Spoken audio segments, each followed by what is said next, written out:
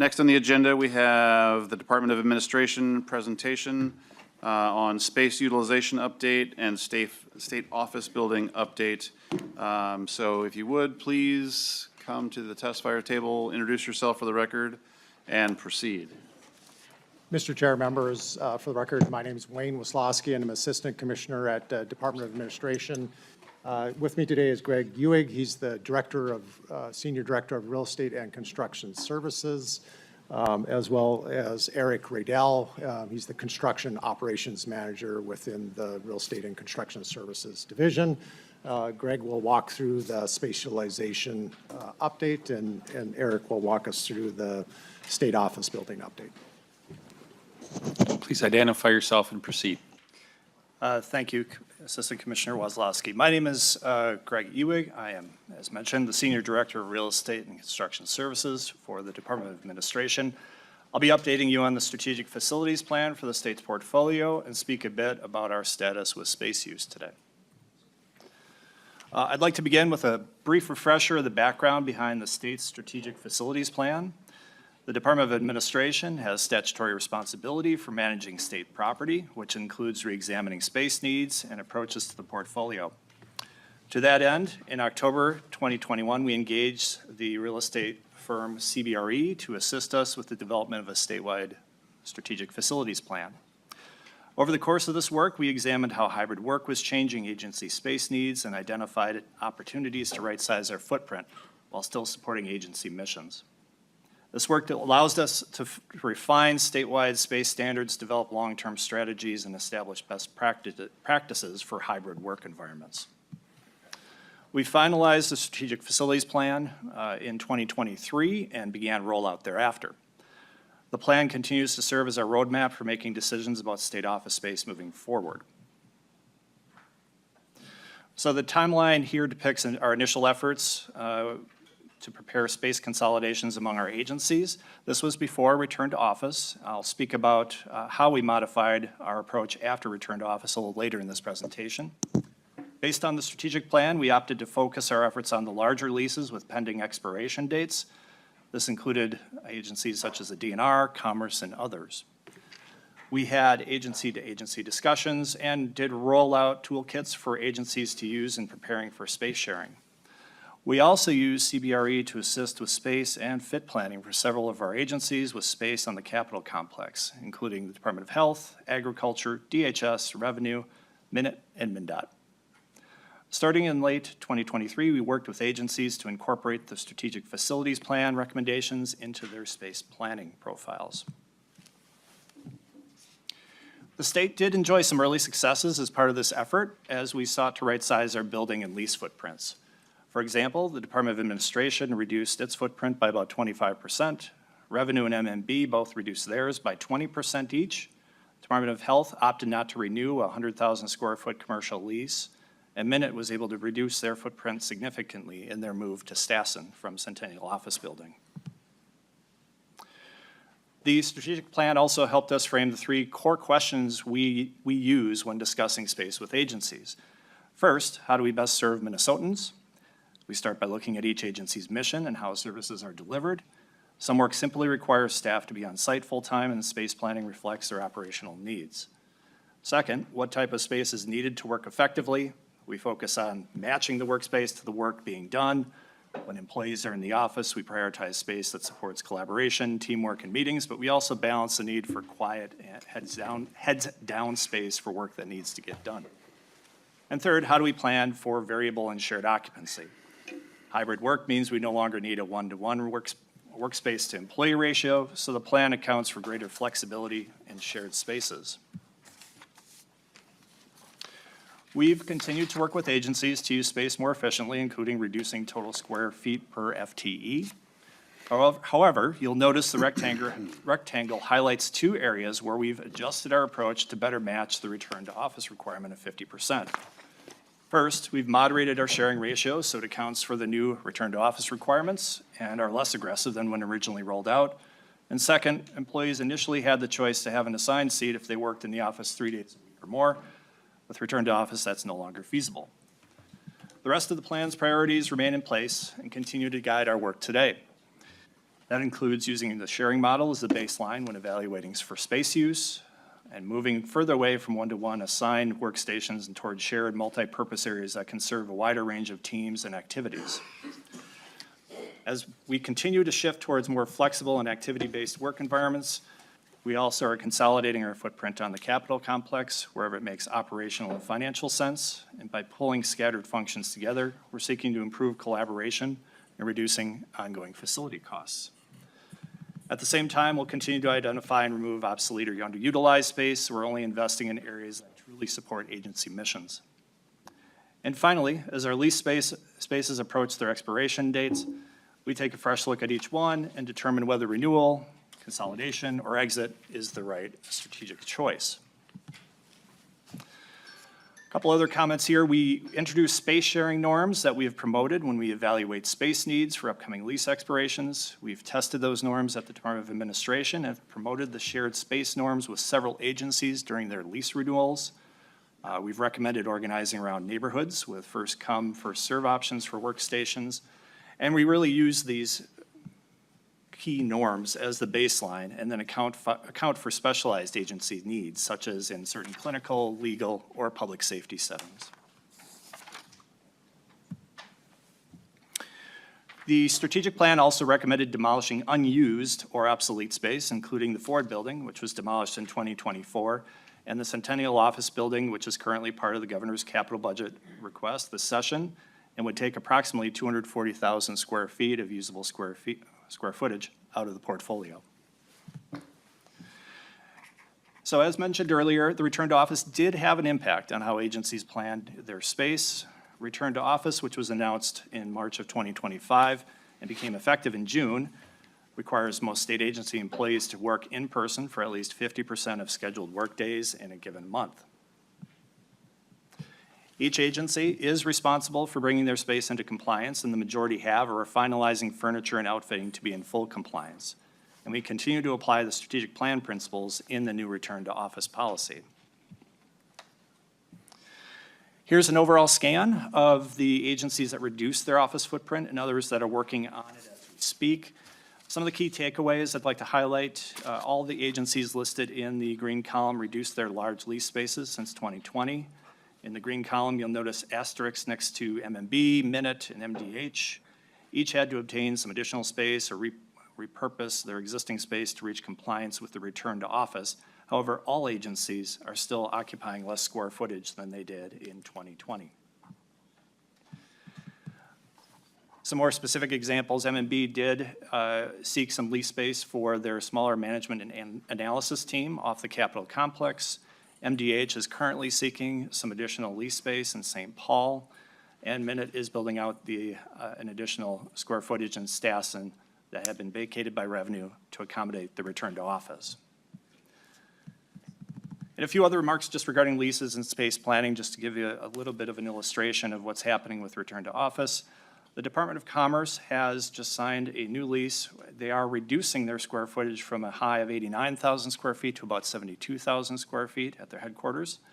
The DNR is actively seeking a 100 to 110,000 square foot space in and around St. Paul. That would be reducing their overall space needs from about 140,000.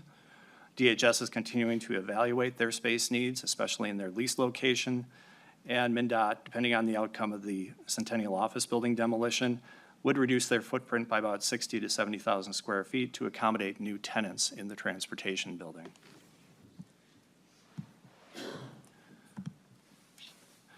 As we move forward, our commitment is to promote space sharing in all new leases and build-outs, make thoughtful exceptions where shared space simply doesn't work, and use strategic leasing to meet our 50% in-office goal. Anytime we buy or build space, we're taking on a 50 to 100-year obligation, and there are many times where we do need to own space. However, leasing also gives us the flexibility to adapt to workforce needs, budget realities, and policy changes over time. The strategy keeps our footprint efficient, responsive, and ready for whatever direction the future brings. And with that, I'll stand ready for any questions the chair and committee members may have. Thank you, Mr. I have a question for an offline answer because we're trying to catch up to the calendar. So would love to understand the formula for leased space off-site versus space potentially utilized or could be utilized in Centennial once the House vacates that. I've asked this question any number of ways, any number of times in meetings in my office. I'd really like to be able to understand what would the cost per square foot be to the state to either keep Centennial as is, because apparently if it's good enough for us, it might be good enough, for anybody, versus what is the cost per square foot that you're paying off-site for the lease spaces. If you have a very quick answer, that's great. If not, let's maybe send an email to everybody on the committee. Mr. Chair, we can certainly follow up with more details, but I'll just say a couple of things. First of all, Centennial Office Building will be about 70% vacant once the House and other entities move over to the State Office Building in 2027. We have significant deferred maintenance in the Centennial Office Building.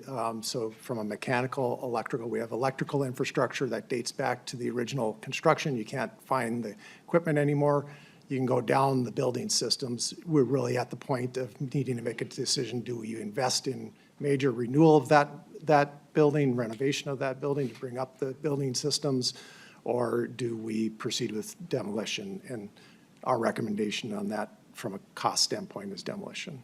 Certainly appreciate that. Again, I don't think anything's going to happen this year from a funding perspective to demolish that building. One, because we're, still there, but just wanted to understand the formula for that. And I think all of us on the committee would be very keen to look at what is the cost overall. So certainly, Mr. Chair, we'll follow up with that. Representative Sexton, you have a question, and then we're gonna try to move on to the next Davis as well. So Representative Sexton. Thank you, Chair. My question resolves around, have we thought about the Centennial Office Building being government-owned, contractor-operated? I mean, it's in a great location. Lobbyists would love to have a floor of that potentially. We've got the security generally designed in to do something like that. An offline answer would be fantastic. Mr. Chair, Representative Sexton, we can follow up on that. It's general geo bond finance property, so that comes with restrictions on private use of the property. Representative Davis. Follow up with more details. Thank you, Mr. Chair. Just a quick question. What percentage of space is unoccupied at the Department of Transportation building? Not sure who'd like to take that. Mr. Chair, Representative Davis, the transportation, that it's fully leased, so it's all under the Department of Transportation's lease agreement. Really what's happening now is it's underutilized, and there's an opportunity to restack that space. And as Mr. Ewing noted, you're looking at about a 60,000 square feet of space that could be essentially repurposed to use for other state agencies. Representative Bonner, very briefly, and then we are moving on. Thank you. I'm just curious, we talked a little bit about the return to work policy that came about, and this is after we had started making some investments and trying to downshift. And I'm curious, you mentioned that we did have to take out additional leases for MMB, Minute, and MDH in order to fulfill those obligations. Do we have any idea what the cost of those additional leases are? And if you would answer very briefly and then provide data in an email to the committee. Mr. Chair, Representative Bonner, don't have that information but we can certainly follow up for the committee. Okay, thank you very much. We will now move on to State Office Building update. I'm not sure who will take over from here. Mr. Radell. Please introduce yourself for the committee and then proceed. Thank you, Chair Nash. Thank you, committee. I'm Eric Rudell. I'm the Construction Operations Manager with the Department of Administration. We'll go through an overview of the State Office Building progress to update some scheduled milestones. Substantial completion of the building. We are tracking July of 2027. From July of 27 to August of 27, we are going to be engaging in some final building commissioning, furniture installation, final clean, and some operational setup for the House Sergeant, House IT, Security, and House Public Information. And then September 2027 is when everybody moves in. We are currently tracking within budget on the project. We are not foreseeing any overages.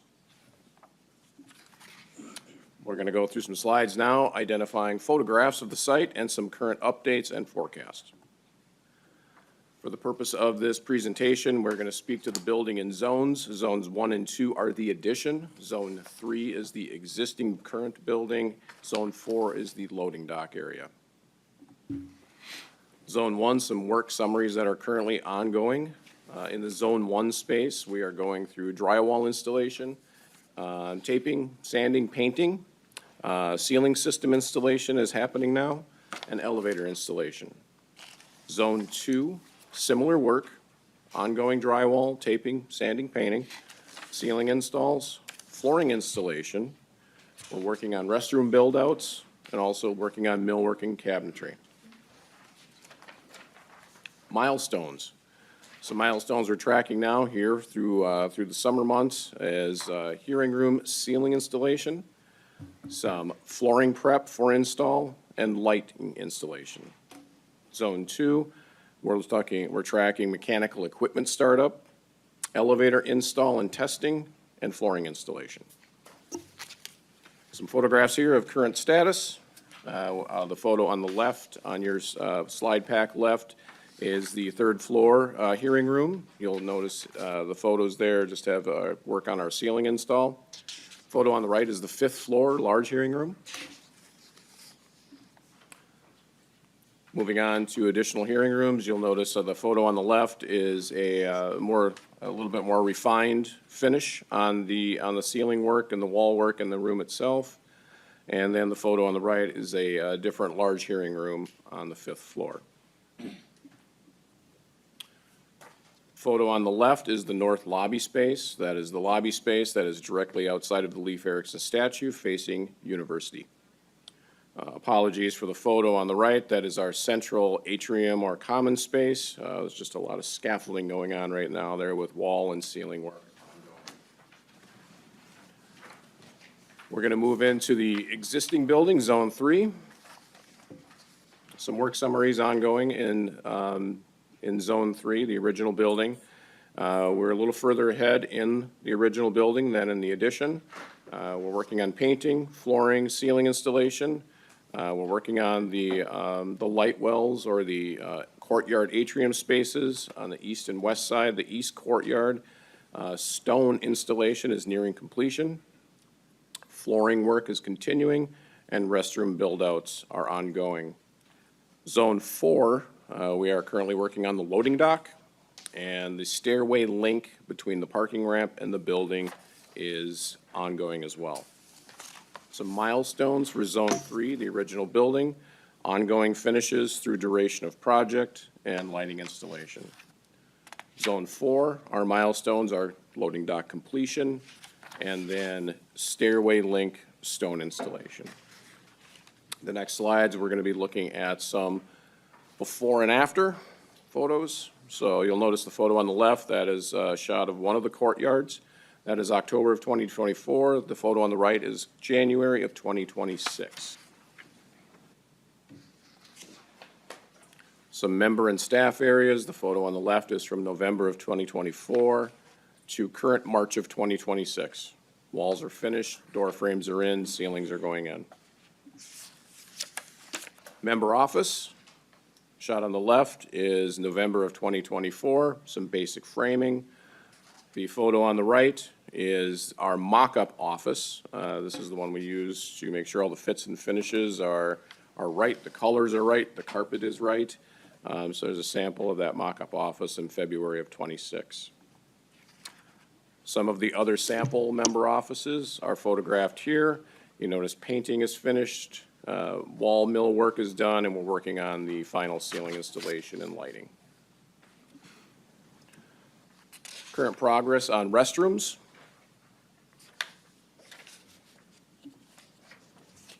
Photo on the left we have here is of the loading dock excavation. So we have the pit dug for it. We're working on footings and foundations and then subsequent walls and finishes on the loading dock. The photo on the right is the interior photograph of the link to the ramp. We'll go through some site progress photographs here. So some milestones for site work. This is everything on the exterior of the building. Over the summer here and fall, we're going to be working on hardscapes. So we're going to be working on sidewalks. We're going to be working towards final grading plan. And then exterior stonework is going to be ongoing through the duration of the project. We'll do some compare and contrast as well. Photo on the left is from August of 2024. Shows before the addition was fully constructed. And then the photograph on the right is from March of 2026. The photo on the left, just for clarification, is from University Avenue looking at the SOB. The photo on the right is from Rice Street looking at the addition. Some further exterior site photos. Photo on the left is from October of 2024, and the photo on the right is from March of 2026. Continuing on, photo on the left is from November of 2024. First few floors of the new addition are installed, the steel's erected. The photo on the right is from January of 2026. Our final photo slide here is a sample of the tunnel. So the photo on the left is from October of 2024, where we've demoed the section of the tunnel from MLK to the building. The photo on the right is the completed enclosed tunnel from December of 2026. And on that, I thank you all. Very good, thank you for that. Members, we're going to take 2 minutes max on questions before we move to the next thing. So if anybody has a burning question that they need to ask right now, I have Representative Sexton and Representative Kraft, and then we'll go to Chair Claiborne. Okay, Representative Sexton. Can you give us the sum total of the validated change orders, contested change orders, and what the overall contingency budget is? And whoever would like to handle that. Mr. Chair, yeah, we can certainly follow up with that, with the original construction cost, and we can send that out to the committee, and as well as all the change. Representative orders. Sexton. Nothing further. Okay, Representative Kraft. Thank you, Mr. Chair. I think I know, but can you talk about why we're now in September of 2027 instead of, because I think that is a pushback from the initial plans of when we would get into the space. And to whomever would like to handle that. Mr. Chair, Representative Kraft, so the schedule hasn't changed since, probably, we're over 18 months ago or so when the schedule was updated. So before this committee last year, it was that same timeframe that we have today. The original schedule that was contemplated a possible completion in December of 2026. So going back to before the actual construction started, there was some site conditions that drove, related to the addition, that drove the additional time that was needed. Representative Kraft, good. Representative Bonner, very briefly. And so you said substantial completion of all 4 of the zones, all 3 buildings, is set for 2027. Do we know when Zone 3 specifically is set for completion? Mr. Chair, Representative Bonner, from a building system standpoint, it's all the same time. It'll be one substantial completion date. We'll have the main building, a lot of the work will be done, but the building systems, the life safety systems, the fire alarm systems are all interconnected within the system, within the whole facility. So you don't have 2 separate substantial completion dates, even though your construction progress is, the main building's going to look more completed than the addition. Does that, Mr. Chair? Representative Bonner. Does that include the safety and security upgrades that were needed? And are we able to do those in parallel with the timeline? I'm just curious because it looks like we've added a considerable amount of time onto that timeline. And, as a project manager myself, we do a lot of things in parallel tracks. And I'm trying to better understand if there's a way to shore up those timelines and bring those in and do more parallel tracks in terms of updating those systems and getting that building ready to go. And perhaps we can just do that offline, if you would. I'm sure there. All right, Mr. Wozlowski. Mr. Chair, Representative Bonner, so that's already accounted for in the schedule as far as the opportunities that we have for parallel tracks. The substantial completion date is tied to the occupancy permit. It's when we can, a building code official will allow us to have folks in there occupying the facility. And then there's a period of time where we'll have the setup for the operational side of it from a security standpoint, from an IT standpoint. And really, the intent is to make this transition as smooth as possible so that when the tenants move in, everything is working the way it should. Very good. And Co-Chair Cleaborn deferred to Representative Bonner, so thank you for the presentation. Members, if you have questions, please reach out offline or go through chairs or CAs for questions to be sent to the department. Thank you so much.